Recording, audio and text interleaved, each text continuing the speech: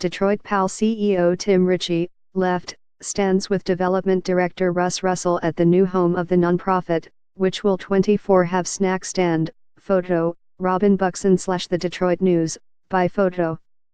The last pieces of artificial turf were stitched together and glued down last week at the corner of Michigan and Trumbull. Ignore the weather, for the Detroit Police Athletic League, it feels like spring. Children will cavort come March on the sainted plot of land where Ty Cobb and Al Collin became legends. Sponsors have been found for the ballpark, the playing surface and even the flagpole, the only thing left from the glory days at Tiger Stadium beside the memories. Walking the grounds, CEO Tim Ritchie can point to splendors PAL has never had in its 48 years of shaping character by shaping swings. That row of steel columns will frame a locker room with showers. Up there, offices down that way, a snack stand that'll stay open 24 hours, serving coffee to cops.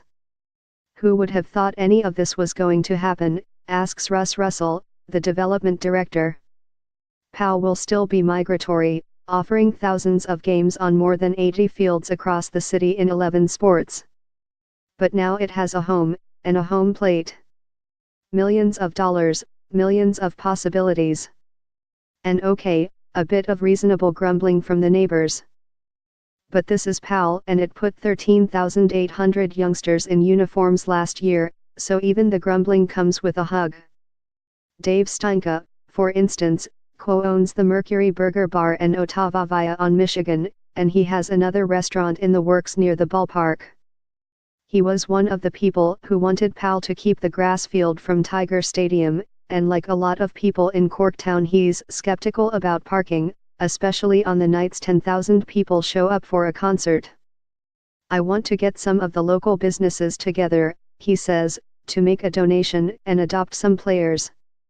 Russell says they are working on parking, and concerts are a necessary part of the business plan as PAL makes the corner a playground instead of a cathedral. Yanking out the grass infuriated some of the old ballpark's admirers, but PAL says heavy usage makes artificial turf a necessity. $884,070 worth of it, counting drainage and installation, unspooled from 10-foot wide rolls. The turf might not have roots, Ritchie says, but PAL does. If you're a Detroiter, Ritchie says, you played PAL or you knew somebody who did, or a coach lived on your street.